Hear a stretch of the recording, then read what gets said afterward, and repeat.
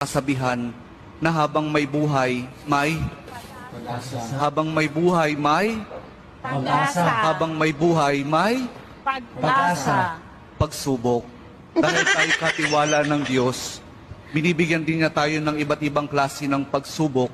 Kaya po doon sa pagsubok na yon, saka pa lang natin mauunawaan na talagang ang ating buhay ay mayroong, habang may buhay mayroong, Pagsubok. habang may buhay may Pagsubok. pagbangon. Huwag niyong hayaan na kapag meron kayong pinagdaraan ng pagsubok, ay hindi kayo babangon. Kailangan meron tayong pagsumikap na pagtsatsagaan natin yung ating mga pagsubok na pinagdaraanan. At kapag merong pagsubok at merong pagbangon, saka pa lang natin mauunawaan na talagang ang ating buhay, na habang may buhay, may Pagbangon. habang may buhay, may Pagbangon. pag-ibig. Ang pag-ibig na nagmumula kay Jesus lamang sa ating mahal na pong Jesus Nazareno.